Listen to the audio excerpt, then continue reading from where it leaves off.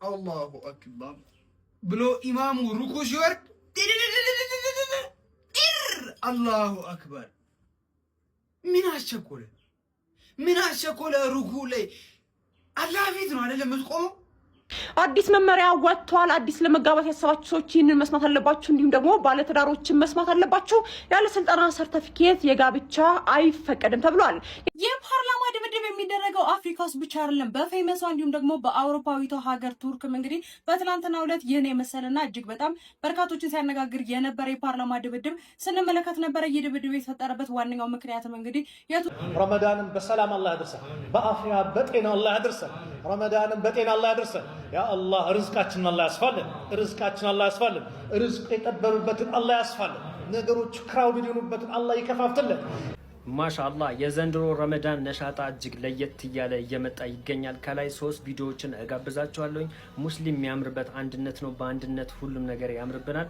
3ቱን ቪዲዮ ተመልከቱት። ሁላችሁም ማሻአላህ እያላችሁ አሰላሙ አለይኩም ወራህመቱላሂ ወበረካቱ። ውድና የተከበራችሁ የሐላል ሪያክት ተመልካቾች ዛሬም እንግዲህ ቁም ነገር አዘል የሆኑ ቪዲዮዎች እንዲሁም ደግሞ አስተማሪ እንዲሁም ዘና እያልን የምናያቸውን ቪዲዮዎችን ሰብሰብ አድርጌ ይዤላችሁ መጥቻለሁ።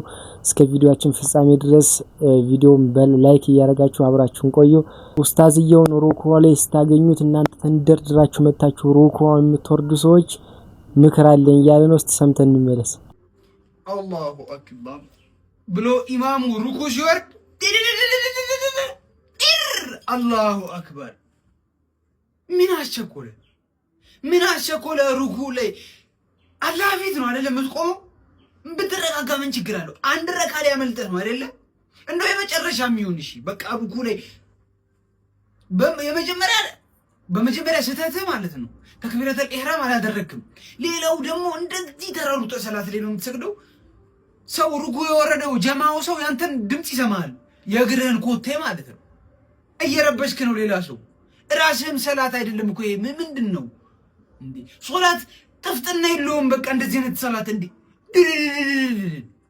አላሁ አክበር ብለህ ትወርዳለህ አንተ አንደኛውን ወይ ሁለተኛው ወይ ሶስተኛው ወይ አራተኛው ረካል አለማ እንዳያመልጥ ነው ግን እንደዚህ አይነት ሰላት አለ ብትረጋጋስ ወደ ሶላት እየገባህ ብትሰክንስ ረጋ ብትልስ በቃ ያገኘህበትን ሰግደህ አላህ ፊት ተረጋግተህ ብትቆምስ ችግር አለው? ብራዘር ችግር እኮ የለውም።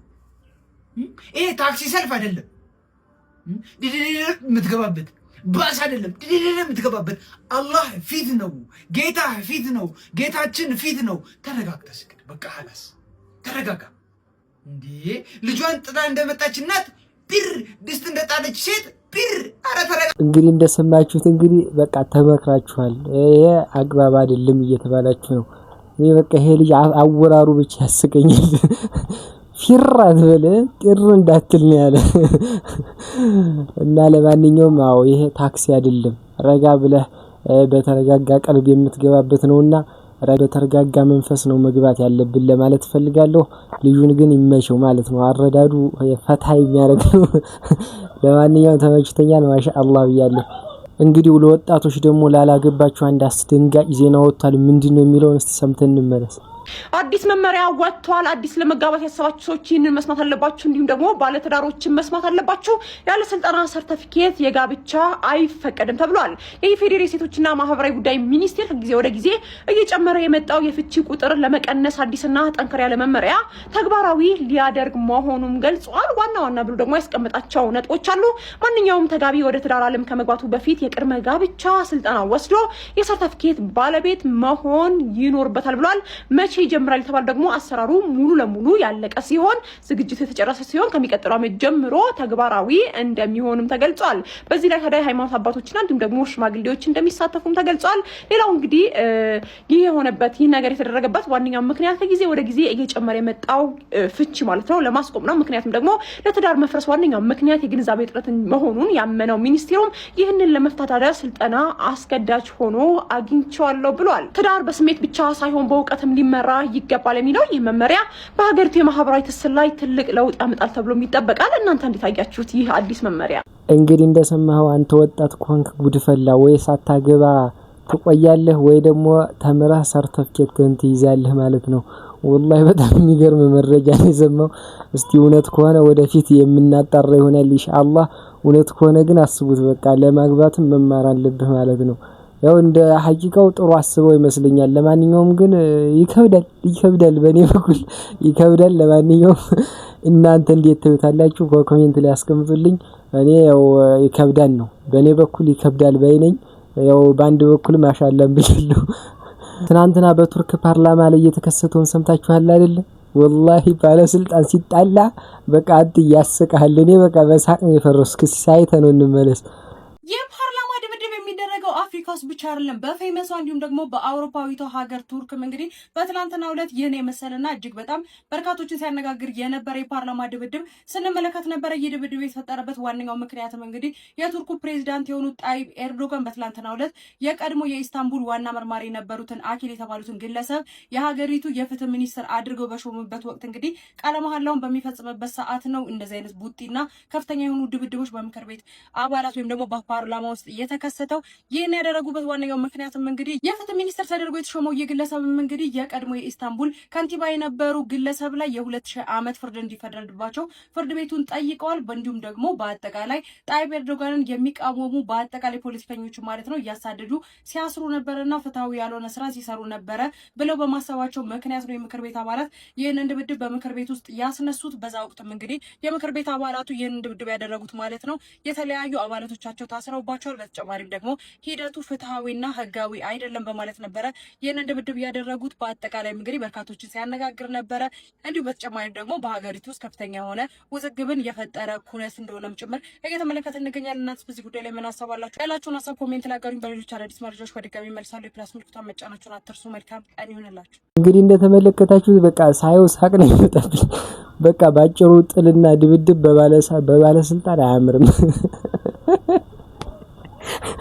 እንዳያችሁት እንግዲህ በቃ እዛ ላይ ሲጣሉ ሲጠፋጠፉ ነበር። በቃ የሆነ የሴት ጥልን የሆነብኝ በቃ ሴትና ሴት ሲጋጠም ነው እንደዚህ ዝም ብሎ ተበስበስ የሚልና ወላሂ ገርሞኛል። ያው ብቻ እንደዚህ ነው መረጃው ይሄ ነው ላጋራችሁ ብዬ ነው። ብቻ ምንም ትክክለኛው መረጃ ባናቅም ስናየው ፈታ ያረጋናል ብዬ ነው ያመጣሁት።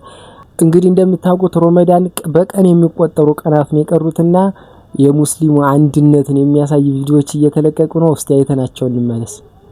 ማሻአላህ የዘንድሮ ረመዳን ነሻጣ እጅግ ለየት እያለ እየመጣ ይገኛል። ከላይ 3 ቪዲዮዎችን እጋብዛችኋለሁ። ሙስሊም የሚያምርበት አንድነት ነው። በአንድነት ሁሉም ነገር ያምርብናል። 3ቱን ቪዲዮ ተመልከቱት። ሁላችሁ ማሻአላህ እያላችሁ በደንብ ሼር፣ ኮፒ ሊንክ፣ ሪፖስት እያደረጋችሁ አዳርሱት። እስከ መጨረሻው ተከታተሉ።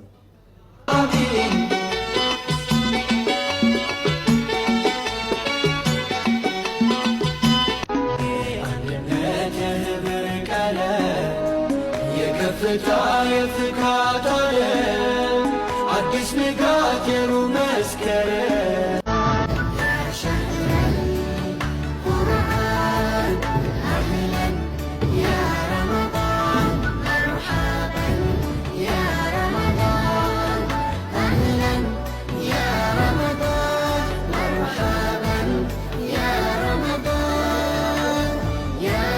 እንግዲህ እንደተመለከታችኋቸው እናንተም ከነዚህ ልትኮርጁ ይገባል። ወላሂ ደስ ሲሉ በቃ መስጊድ ምናምን ሲያጸዱ አይታችኋቸዋል አይደል? ወላሂ በቃ እንዲህ ነው ጀማዓ ሲሆን በቃ ለሁለት ቀን የሚሰራው ስራ በአንድ ቀን ያልቃል። በዛ ላይም ደግሞ ወኔ ይመጣል ማለት ነው።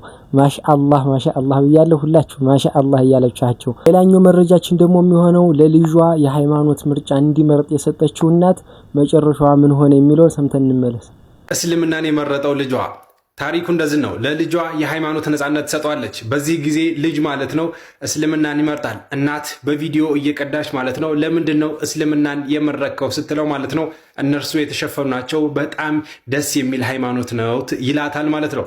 በዚህ ጊዜ ምርጫ ሰጠዋለች። መስጅድ ነው ወይስ ሌላ ቦታ ሂደህ መጸለይ የምፈልገው ስትለው መስጅድ ይላታል። ለምን ስትለው ማለት ነው መስጅድ እኮ ስገቢ ማለት ነው ቀጥታ ለፈጣሪ ብቻ ነው የምትሰግጂው፣ ሌላ ምንም ንግግር የለም፣ በግሩፕ ማለት ነው ትሰግጃለሽ በጋራ ይላታል። ሌላ ቦታ ሳስትለው ሌላ ቦታማ ሂደን ቁጭ ብለን ወሬ ነው የምንሰማው ሲላት ነበር። እንግዲህ ለምን እስልምናን እንደመረጠ ታዳጊው ለእናቱ የተናገረበት ነው። ይህንን በማህበራዊ ሚዲያ ከለቀቀች በኋላ አሁን ላይ ብዙዎቹ የተቀባበሉት ነው።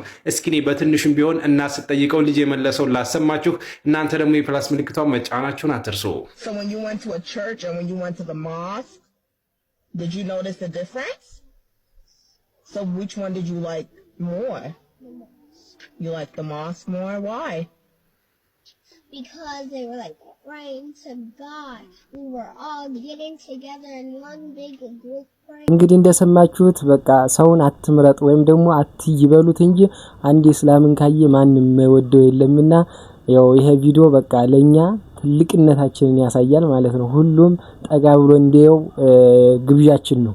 እስላምን በቃ ጠጋ ብለ ካየው ወላሂ ምንም ማትወድበት ምክንያት የለምና ማሻአላህ ብለናል በልጁ ምርጫ ማለት ነው። የልጁ ምርጫ ማሻአላህ ብያለሁ በእኔ በኩል። እናንተስ ምን ትላላችሁ የሚለውን ኮሜንት ላይ ያሳውቁኝ። የመጨረሻ ቪዲዮአችን ደግሞ የሚሆነው ኡስታዝ ካሚል ጧሃ እስቲ ይመርቁናል። ሁላችሁም እጃችሁን ዘርግታችሁ አሚን በሉ። ወላሂ ወደ ቪዲዮ ረመዳንን በሰላም አላህ ያድርሰን፣ በአፍያ በጤና አላህ ያድርሰን። ረመዳንን በጤና አላህ ያድርሰን። ያ አላህ ርዝቃችንን አላህ ያስፋልን፣ ርዝቃችንን አላህ ያስፋልን። ርዝቅ የጠበበበትን አላህ ያስፋልን። ነገሮች ክራውድድ የሆኑበትን አላህ ይከፋፍትልን። የተጨነቀን ከጭንቀቱ አላህ ይፈርጀው። የታመሙ ቤተሰቦቻችን አላህ ያሽርልን። የሞቱብን የጀነት አላህ ይበላቸው። ያ አላህ ማዕከላችን ያላገቡትን ወንድሞቻችን ወጣቶቻችን የአላህ ጥሩ ትዳር አላህ ይለግሳቸው። ለወንዶች ወንድሞቻችን ሷሊ ሚስት አላህ ይለግሳቸው። ለእህቶቻችንም ሷሊ ባል አላህ ይለግሳቸው። ልጅ የሌለውንም አላህ ልጅ ይለግሰው። ቤት የሌለውንም አላህ ቤት ይለግሰው። እንደው ስራ የሌለውንም አላህ ጥሩ ስራ አላህ ይለግሰው። ርዝቁ የጠበበበትን አላህ ያስፋለን። اللهم إنا نسألك رزقا طيبا اللهم إنا نسألك رزقا واسعا وحلالا طيبا اللهم إنا نسألك رزقا طيبا وحلالا واسعا يا أرحم الراحمين. اللهم إنا نسألك الهدى والتقى والعفاف والغنى. اللهم حبب إلينا الإيمان وزينه في قلوبنا وقر إلينا الكفر والفسوق والعصيان واجعلنا من الراشدين. اللهم احسن عاقبتنا في الأمور كلها وأجرنا من خزي الدنيا وعذاب الآخرة يا رب العالمين. اللهم انصر إخواننا في كل مكان. اللهم انصر الإسلام والمسلمين. اللهم انصر الإسلام والمسلمين. اللهم انصر إخواننا في فلسطين يا رب العالمين. ربنا آتنا في الدنيا حسنة وفي الآخرة حسنة وقنا عذاب النار. وصلى الله على نبينا محمد وعلى آله وصحبه وسلم وآخر دعوانا أن الحمد لله رب العالمين. السلام عليكم ورحمة الله وبركاته. يوم እንግዲህ እጄን ዘርግቼ አሚን አሚን ስል ነው ቆየው። አንተ ግን አላልክም መሰል ስልክህን ባንድ እጅ ይዘህ እንጂ ያልክም አይመስለኝ ብቻ ባፋ አሚን ካልክ ይበቃልና ሁላችንም አላህ ረመዳንን በሰላም አላህ ያድርሰን ለማለት ፈልጋለሁ። ሁላችሁም እንግዲህ የዛሬው ቪዲዮ እንደተመቻችሁ ተስፋ አደርጋለሁ። ሁላችሁም ከተመቻችሁ በላይክ እንዲሁም ደግሞ ቻናሉን ሰብስክራይብ በማድረግ እስካሁን ለተከታተላችሁን ጀዛኩሙላህ ኸይረን እንላለን። በቀጣይ እስከምንገናኝ ድረስ ወሰላሙ አለይኩም ወራህመቱላሂ ወበረካቱ።